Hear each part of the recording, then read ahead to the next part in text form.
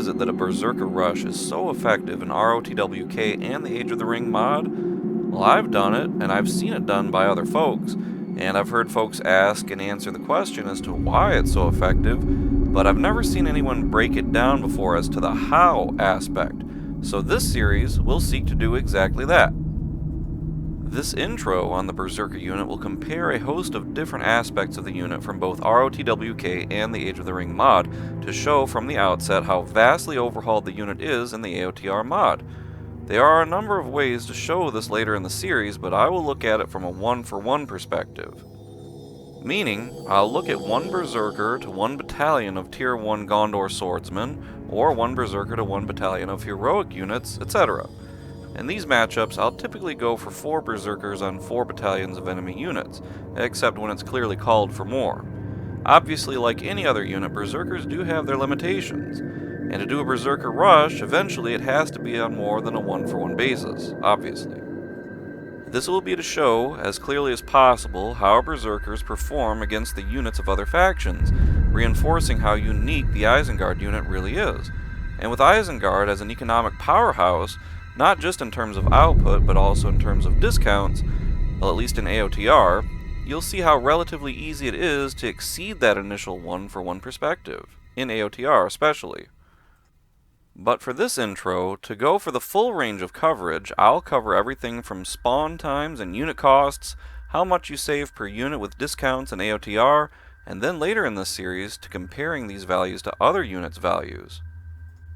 Also in this intro, I'll show you how each game relates the unit to the modifier system, so you'll see what modifiers work to buff or debuff them and what do not, including which heroes affect them for the most substantial changes, culminating in how much more destructive AOTR's version is than the vanilla games. Berserkers are a powerful unit that I never see used all that much, and I think it's because many players don't know their full potential. So this intro will just focus on the unit itself, while later videos will go into matchups against other factions' units.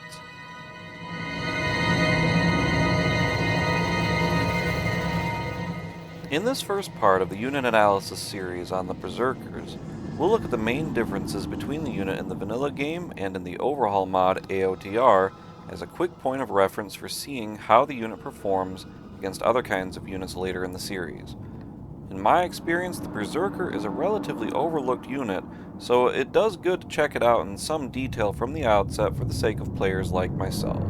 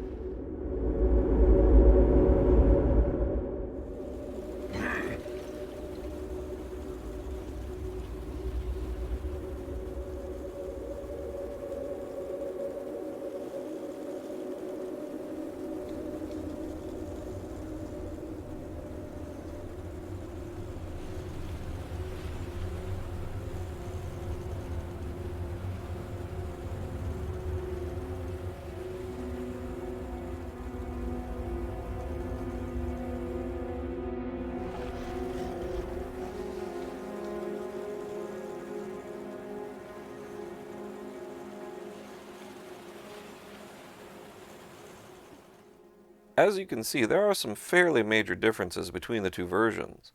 In AOTR, the Man's Blood and Thick Skin upgrades are especially useful when dealing with heroes or upper tier units, and the Iron Fist upgrade works as a minor leadership bonus that can make a surprisingly effective difference, especially when stacked with something small like the Uruk Shieldbearer's leadership. These differences allow the AOTR version to last well into the late game, a luxury which, as you'll see in the series, is not so easy to come by in the vanilla game. Another difference that's subtle but worth noting is the CP cost.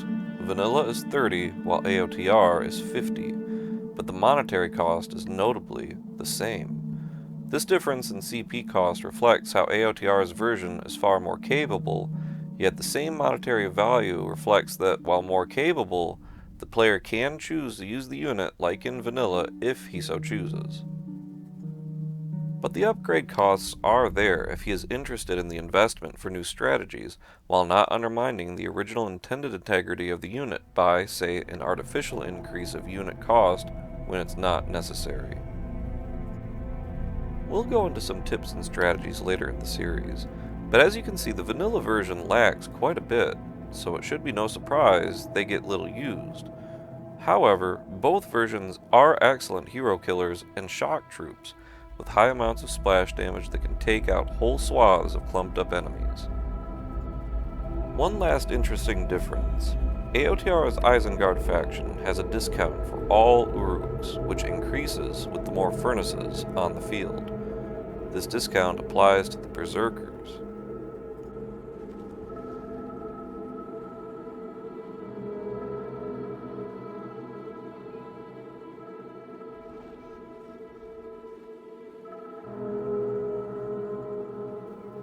The Berserkers' low cost and single unit status allow them to be easily spammed and to sneak into tight spots, especially with their faster speed than normal troops.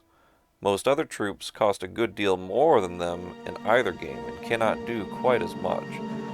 An unorthodox unit, but well worth trying them out.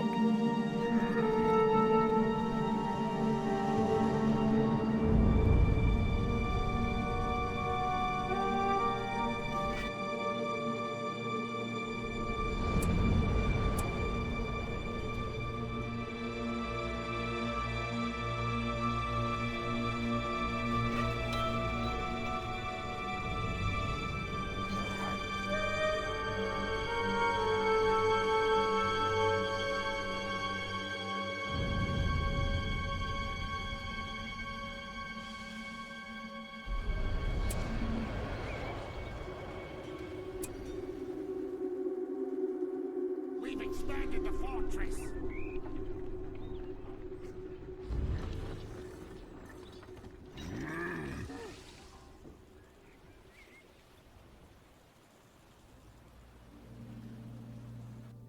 If you do the math on the top unit discount possible plus the black steel upgrade discount, you'll find you can save an awful lot of money. And with all of Isengard's amazing eco boost potential on top of this, affording such upgrades seems almost trivial in a sense.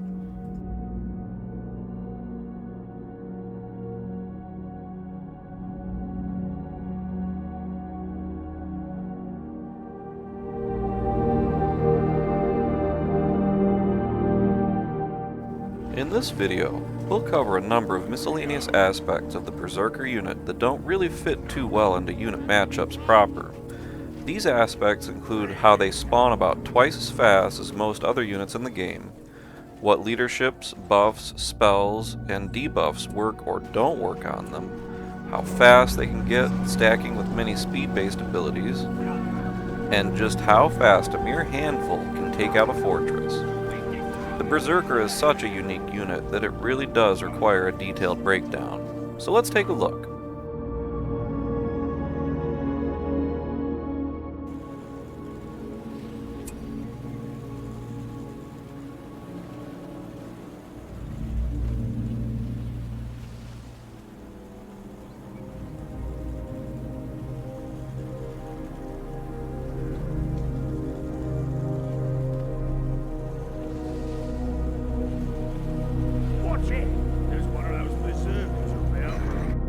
It should be noted that these values have changed for the vanilla game to 25 seconds since the 9.1 release of the vanilla game.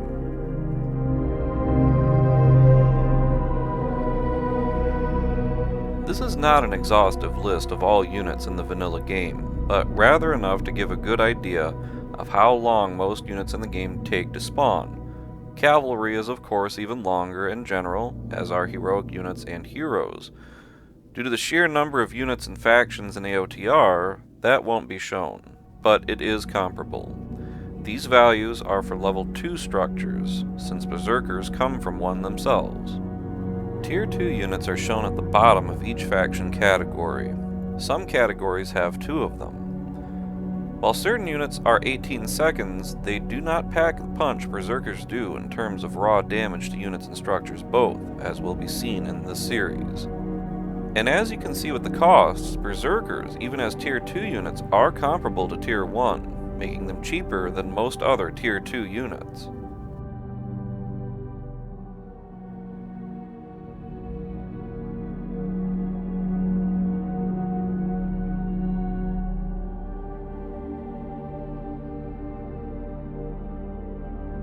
And CP values should be approached about the same. Between costs and CP and spawn time, you can see how easily spammable this powerful Tier 2 unit really is.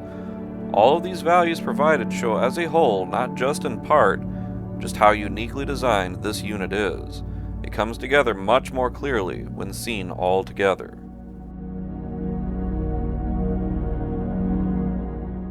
Power points earned can make a big difference here when it comes to Berserkers.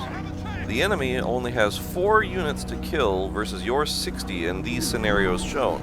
This means that even if you're going to lose the battle, you'll be racking up more spell points faster than the enemy.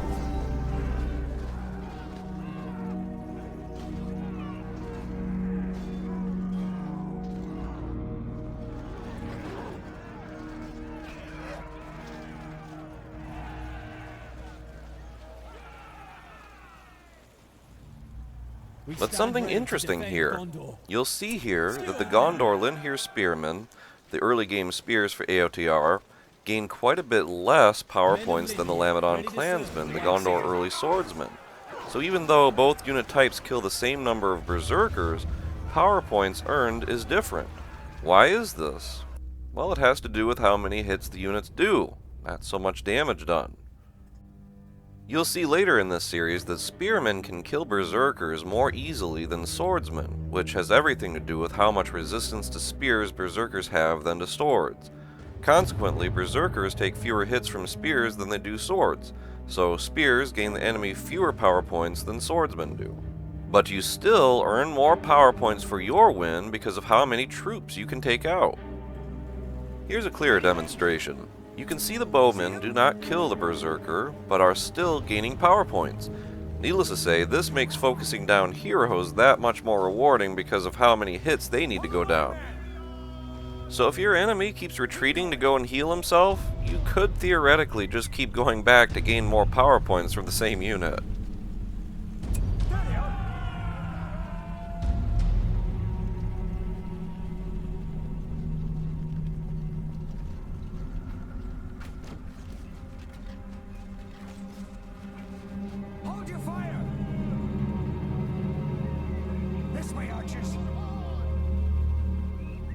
Stay light-footed.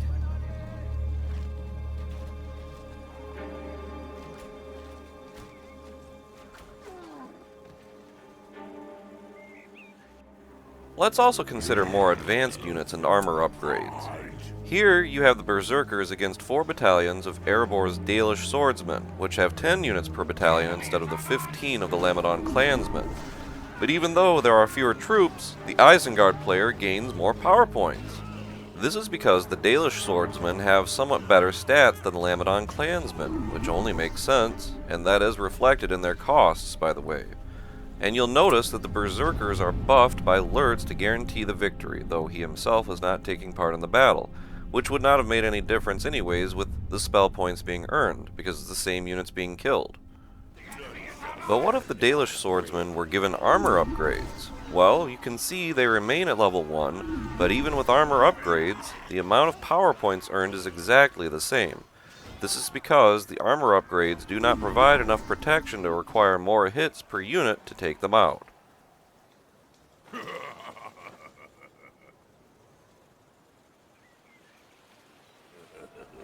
But you'll also see that if the Dalish swordsmen are at level 2 with the armor upgrade, more power points are earned. So obviously unit level also plays a part in power points being rewarded. But being at level 2 does not give them enough health to make them require more hits to take down. The Berserkers' damage is just too much for them. And you can see this even more when the Berserkers are given their Man's Blood upgrades to increase their damage even further. Hurry up.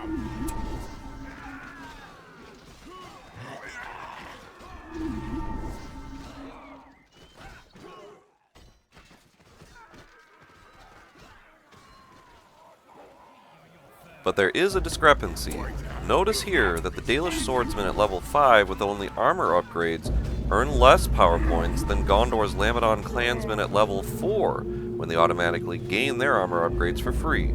This is because there are more numbers of leveled up and armored units for the clansmen than there are for the Dalish swordsmen by 20.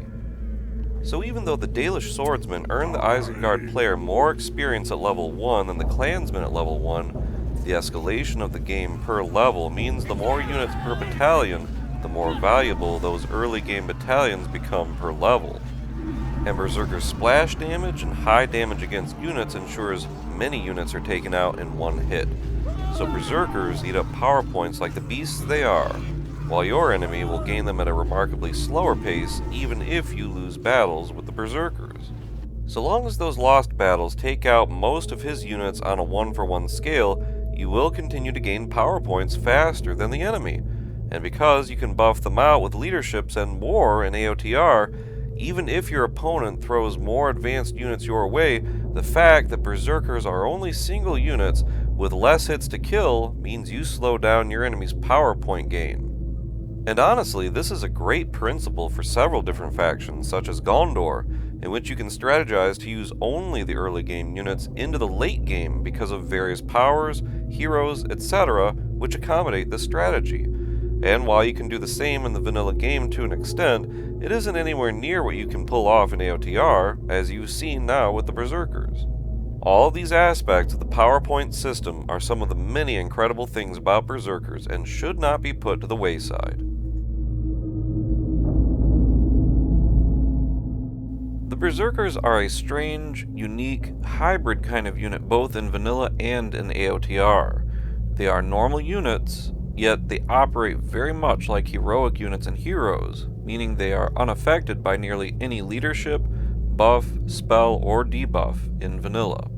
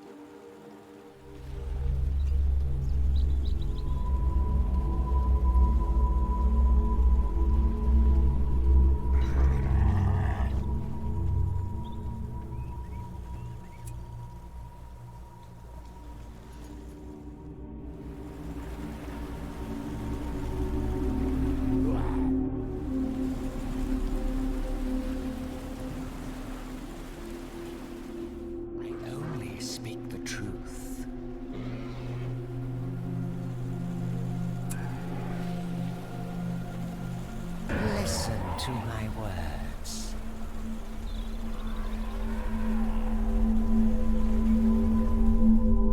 The only ones which work on them in the vanilla game are speed-related spells, like the Palantir spell.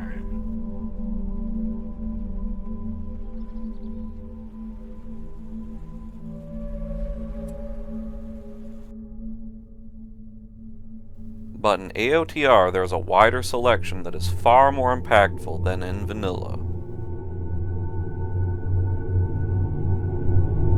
While buffs like Tainted Land and War Chant still do not work on Berserkers, nor do debuffs of any kind like Freezing Rain or even the Witch King himself, they are impacted by certain heroes in AOTR. But let's take a brief look at what doesn't work first.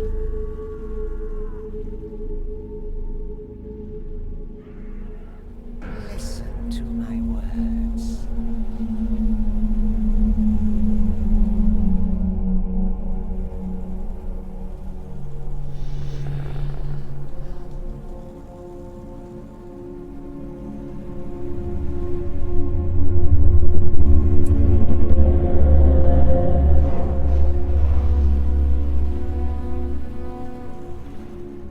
As you can see, the Berserker is a very unusual unit to be so unaffected when all other normal units are affected by all of these modifier types.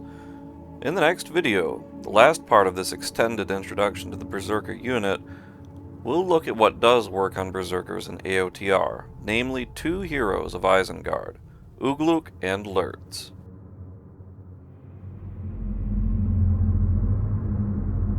In this last part of the introduction on Berserkers, we'll take a look at some of the more exciting stuff.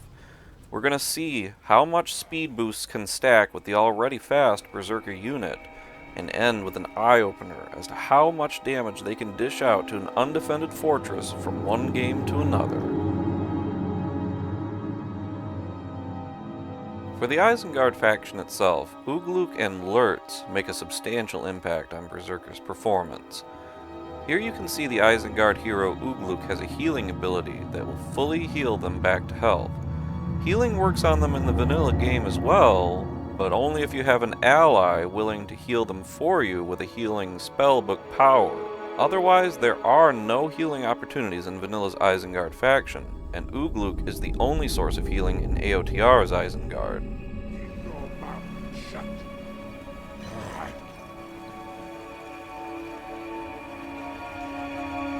I'm the boss around here. This'll put a fire in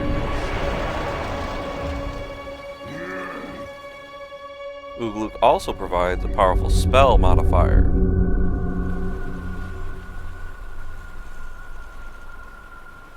Bring your pretty head to my blade.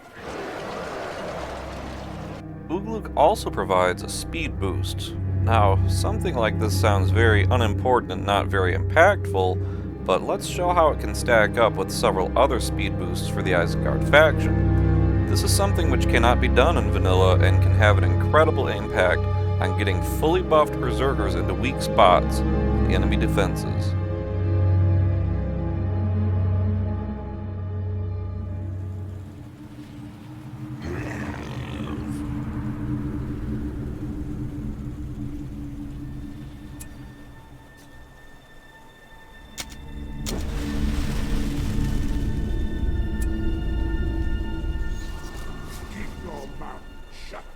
Weed will deliver the master's glory.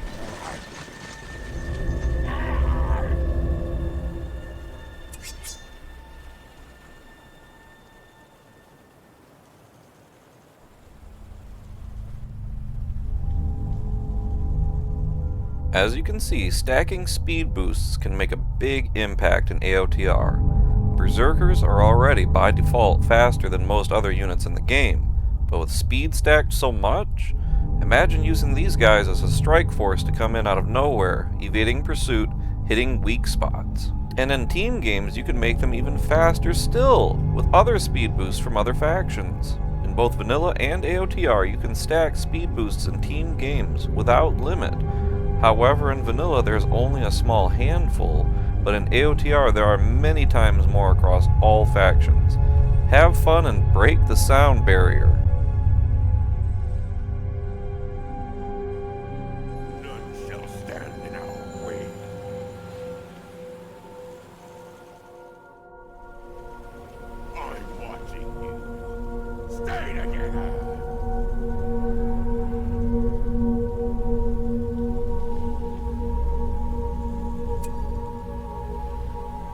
Now that we've seen everything in the Isengard faction that can affect them in both games, let's see how it would look if just 5 of them approached an undefended fortress. Their structure damage is a big part of their design, so let's watch.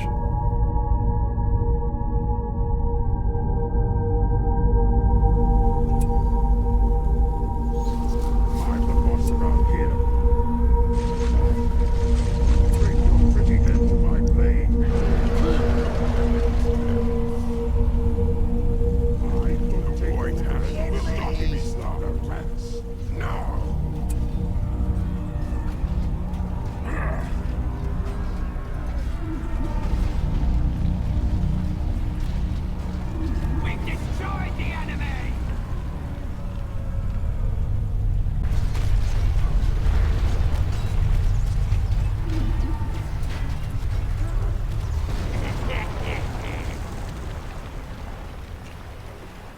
And to think this is just 5 of them, and this could go even faster if you put them in attack mode. As you can see, AOTR's Berserkers are capable of far more than in the vanilla game. From upgrades and versatility, spawn times to cost, CP values and speed, the leadership and spell boosts, and especially raw damage to structures, AOTR's Berserkers are not to be trifled with. Now that we've established the basics about these units, part 2 of this unit analysis series will look at how they fare against Tier 1 or early game units as represented by Vanilla's Men of the West faction and AOTR's Gondor. I'll look at all unit types, cavalry, archers, swordsmen, and even pikes, and see how the Berserkers fare when their enemies are not upgraded versus upgraded.